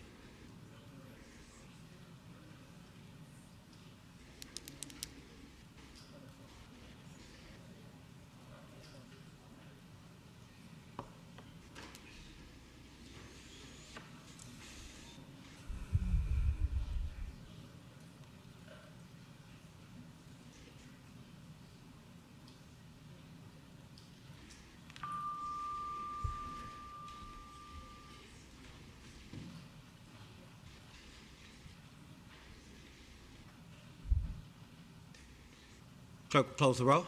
Ayes 63, noes 34. Ayes 63, noes 34. House Bill 1300 is re-referred to the Committee on Public Safety. And then going back to page 1, picking up this legislation on page 1, House Bill 559 now before you, relates to driver training school and driver training instructors standards discipline report. The delegate from Fairfax, Delegate Simon. Mr. Speaker, I move this one to the regular calendar because I've got some concerns about it. I hope that we'll all vote no. Thank you. Mr. Speaker, speaking to the bill. The delegate has the floor. Mr. Speaker, speaking of the bill, a lot of red on the board today, and that's okay. But before you throw up all reds on this, I just want to make sure you know what you're voting for, because you tend not to read your bills. So this one right here says that the commissioner shall prohibit the employment of any instructor, that's a teacher, of a driver education course, if such instructor has been convicted of a felony in violation of a whole bunch of numbers. I hate code sections like that, so let me tell you exactly what the numbers mean. Abduction with intent to defile, for prostitution, child, or I don't even know what that word means. Rape, carnal knowledge of a child 13 to 15, carnal knowledge by a custodian or a teacher, forcible sodomy, object sexual penetration, aggravated sexual battery, attempted rape, sodomy, sexual battery, taking indecent liberties with children, crimes against nature, which means sodomy with minors, incest, taking indecent liberties with child by person in custodial relationship, taking indecent liberties with child by a person who is less than 18, abuse and neglect of children, which means felony sexual abuse, production, distribution, possession with intent to distribute child pornography. That's what you're voting to allow truck drivers in the Commonwealth to still have a CDL even though they're convicted of one of those felonies. Now let me tell you why that matters. Because according to the Polaris Project, which is the biggest nonprofit organization dedicated to ending human trafficking and modern-day slavery, says that 82% of respondents were trafficked from the transportation industry. Just want you to know that. Thank you, Mr. Speaker.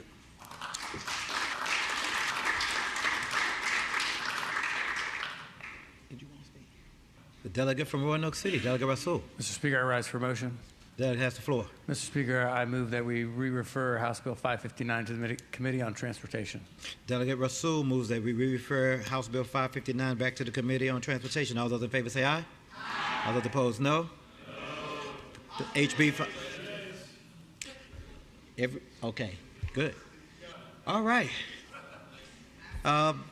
Madam Clerk, can you open the roll up to re-refer H Bill 559 back to the Committee on Transportation?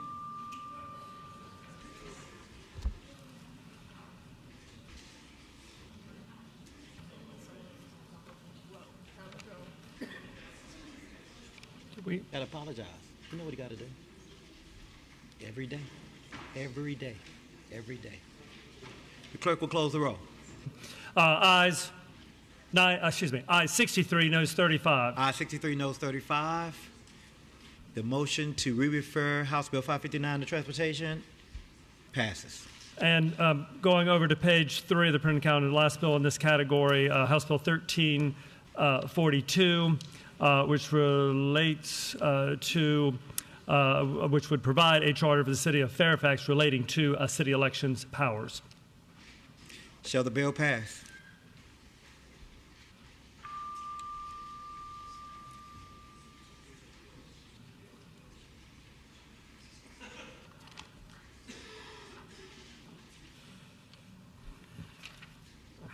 Clerk, close the roll. Ayes 89, noes 9. Ayes 89, noes 9. The bill passes.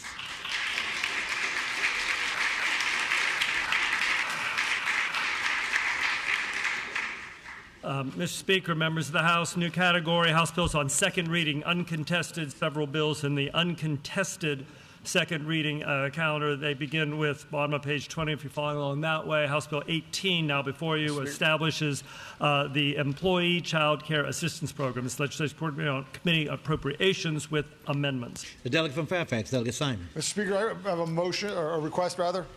Delegate has the floor. Can House Bill 584 on page 23, House Bill 584 on page 23, and House Bill 653 on page 28 go to the regular calendar? Without objection, House Bill 584 and 653, found on pages 23 and 28 respectively, will go to the regular calendar. Mr. Clerk? Did you pronounce the bill? No, so therefore, that's fine. We will make that adjustment when we come to those. So now, still before you, getting this new category, second read, uncontested calendar, House Bill 18, to establish the Employee Child Care Assistance Program by Delegate McClure, Legislative Support Committee on Appropriations with amendments. The delegate from Arlington, Delegate McClure. Thank you, Mr. Speaker. Mr. Speaker, I move that the House adopt the committee amendments. Shall the amendment be agreed to? All those in favor say aye. All those opposed, no. The amendment is agreed to. Thank you, Mr. Speaker. Mr. Speaker, HB 18 would establish the Employee Child Care Assistance Program to provide the framework and opportunity for Virginia to build its own model to incentivize employers to contribute to the child care costs of their employees. HB 18 would create a practical shared responsibility approach to child care affordability by creating a public-private partnership to nurture and contribute to the success of Virginia's early learners. Mr. Speaker, I move that the bill be engrossed and passed on to its third reading. Continuing with the block, therefore, over on page 21, House Bill 44 has been re-referred, as has House Bill 231. House Bill 231 is now before you. So that is legislation to amend and reenact several sections of code, repeal another, all relating to Autism Advisory Council, name change, membership, staffing, powers and duties, Legislative Support Committee on Rules, with amendment nature substitute, and subsequently reported from the Committee on Appropriations. Delegate from Fairfax, Delegate Cohen. Thank you very much, Mr. Speaker. I'd first ask that we move the substitute. Shall substitute be agreed to? All those in favor say aye. All those opposed, no. Substitute is agreed to. Thank you, Mr. Speaker. House Bill 231 is substituted, takes the current Autism Advisory Council, reclassifies it as the Autism Commission, and repeals the sunset date of July 1st, 2027, establishing it as a permanent commission with the charge of promoting coordination of services and resources among agencies involved in the delivery of services to Virginians with autism spectrum disorders and other developmental disabilities. I hope it is the will of the body to engross the bill and pass it on to its third reading.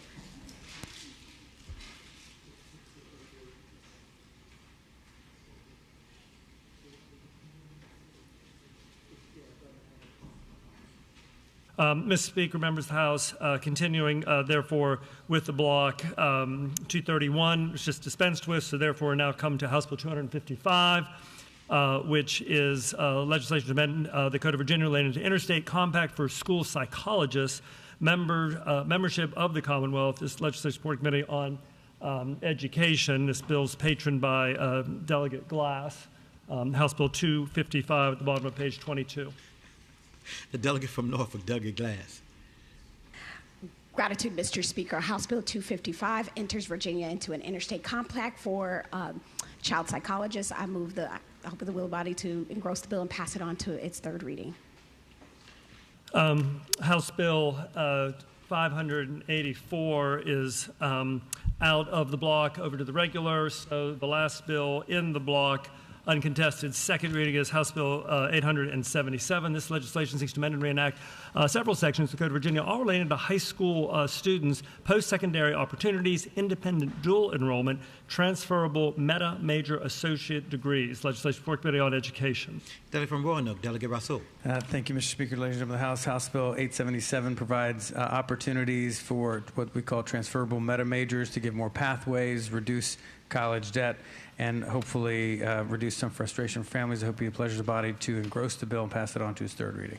Shall the bills be engrossed and pass the third reading? All those in favor say aye. Aye. All those opposed, no. The bills are engrossed and pass the third reading. All right, new category, Mr. Speaker, members of the House. House bills, second reading, regular calendar. Several bills in this category.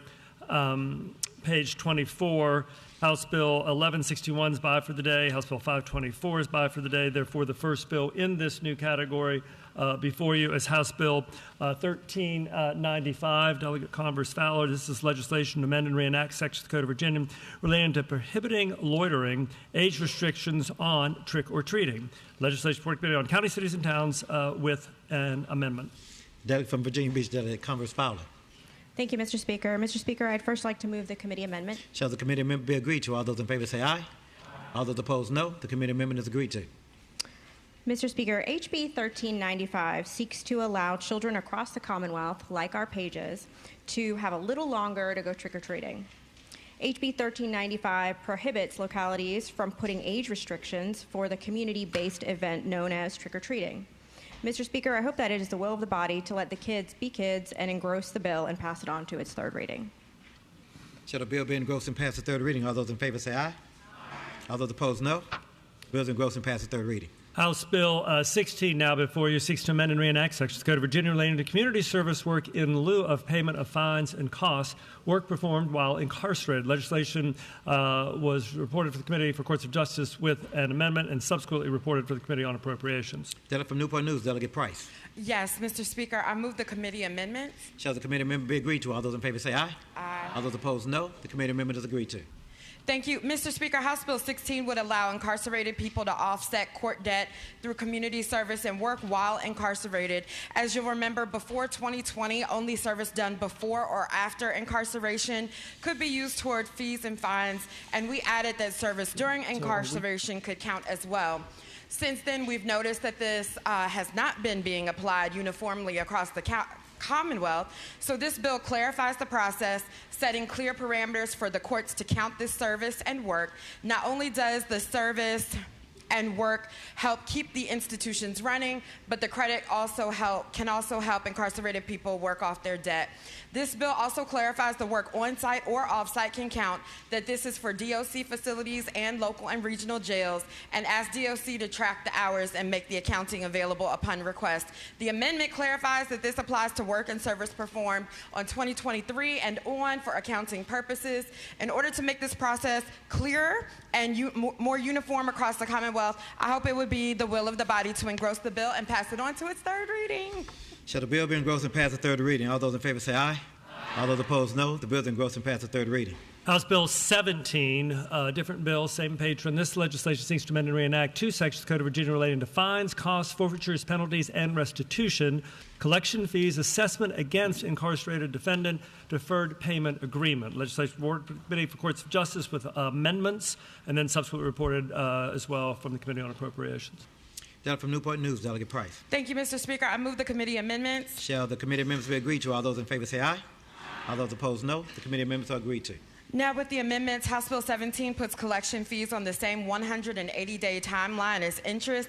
This does not reduce the amount owed, but allows 180 days for someone who has been released to get a job, find housing, and earn the money due before being sent to collections. The amendment clarifies the charges must be from the same day and in the same jurisdiction for the 180 days to count. I hope it would be the will of the body to engross the bill and pass it on to its third reading. So many words. Shall the bill be engrossed and pass the third reading? All those in favor say aye. Those opposed, no. The bill is engrossed and pass the third reading. We now come to House Bill 211. This legislation will require the Head Start State Collaboration Office at the Department of Education to develop and recommend to the General Assembly a plan for universal access to Head Start programs for eligible families. Legislation Report Committee on Education with Amendment Nature Substitute. Delegate from Chesterfield, Delegate Gartner. Thank you, Mr. Speaker. I move the committee substitute. Shall the committee substitute be agreed to? All those in favor say aye. Aye. All those opposed, no. The committee substitute is agreed to. Thank you, Mr. Speaker. House Bill 211 directs the Head Start Collaboration Office and the Department of Education to develop a report summarizing the state of Head Start and early Head Start in the Commonwealth by 12/01/26. This is essential information to have in order to strengthen the delivery of Head Start services and address any impending federal shortfalls in funding and resources. Mr. Speaker, I move that the bill be engrossed and passed its third reading. Shall the bill be engrossed and passed the third reading? All those in favor say aye. Aye. All those opposed, no. The bill is engrossed and passed the third reading. House Bill 263 now before you seeks to amend the Code of Virginia relating to Superintendent of Public Instruction, employment of certified school library specialists. Legislation reported from the Committee on Education on January 28th, subsequently reported by the Committee on Appropriations. Delegate from Newport News, Delegate Simon. Thank you, Mr. Speaker. Mr. Speaker, HB 263 requires the Superintendent of Public Instruction to employ at least one certified school library specialist within the Department of Education to provide leadership and technical assistance to support student literacy and achievement statewide. I hope it will be the will of the body to engross the bill and pass it on to its third reading. Shall the bill be engrossed and pass the third reading? All those in favor say aye. Aye. All those opposed, no. The bill is engrossed and passed the third reading. Mr. Speaker, next up is, it was already on the regular calendar, so next up on page 28 is House Bill 653, which seeks to amend and reenact sections of the Code of Virginia related to excused student absences for visitation of immediate family members, active duty military, scheduled for deployment, on leave from deployment, or returning from deployment outside the United States. This legislation reported for the Committee on Education with Amendment Nature Substitute. The delegate from Richmond County, Delegate Kent. Mr. Speaker, I'd like to move the committee substitute. Shall the committee substitute be agreed to? All those in favor say aye. All those opposed, no. The committee substitute is agreed to. House Bill 653 gives 5 excused absences to a student whose family member is deployed, on leave from, or returning from a military deployment outside of the United States. Excused absences will not be included in calculating chronic absenteeism. I hope it's the will of the body to engross the bill and pass it on to its third reading. Shall the bill be engrossed and pass the third reading? All those in favor say aye. All those opposed, no. The bill is engrossed and passed the third reading. House Bill 665 now before you seeks to amend and reenact sections of the Code of Virginia, all relating to financial institutions and services, virtual currency, kiosk operators, license required penalties. Legislation Report Committee on Communications, Technology, and Innovation with Amendment Nature Substitute. Delegate from Prince William, Delegate Maldonado. Thank you, Mr. Speaker. Mr. Speaker, I move that we adopt the committee substitute. Shall the committee substitute be agreed to? All those in favor say aye. All those opposed, no. The committee substitute is agreed to. Thank you, Mr. Speaker. This substitute aligns the bill with the Senate version and clarifies the definition of a new user. It strengthens transaction limits and adjusts the fee cap to support implementation. More broadly, HB 665 establishes a regulatory framework for virtual currency kiosks or crypto kiosks that look like ATMs. They're increasingly being used in fraud schemes. These kiosks look like bank ATMs but are not federally insured and allow users to transfer money in ways that are difficult to trace, making them attractive tools for scammers. The bill requires state licensure, reporting, identity verification, transaction limits, and a brief hold for new users and consumer warnings to help prevent fraud, limit losses when scams occur. Mr. Speaker, I move that the bill be engrossed and passed to its third reading. Thank you. Shall the bill be engrossed and pass the third reading? All those in favor say aye. Aye. All those opposed, no. The bill is engrossed and passed the third reading. Mr. Speaker, members of the House, continuing with second reading regular, we come to House Bill 798, which seeks to amend and reenact sections of the Code of Virginia relating to the Virginia Disposition of Unclaimed Property Act, digital financial assets. Legislation Report Committee on Communications, Technology, and Innovation with Amendment Nature Substitute. Delegate from Chesapeake, Delegate Hayes. Thank you, Mr. Speaker. I move the committee substitute. Shall the committee substitute be agreed to? All those in favor say aye. Aye. All those opposed, no. The committee substitute is agreed to.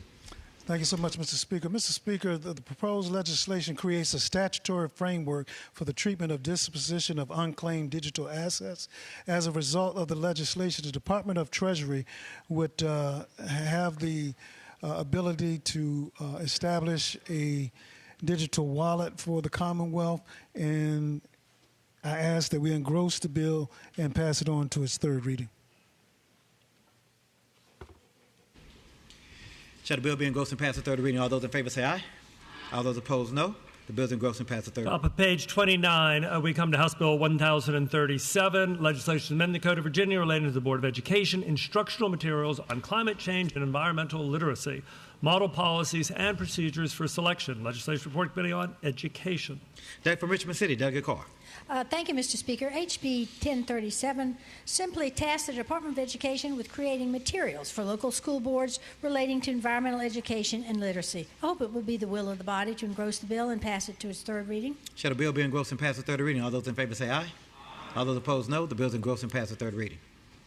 House Bill 1153 seeks to amend and reenact sections of the Code of Virginia as well as the Acts of Assembly of 2024 relating to the Community Builders Pilot Program, name change, sunset repeal, statewide demonstration model site. Legislation was reported to the Committee on Appropriations.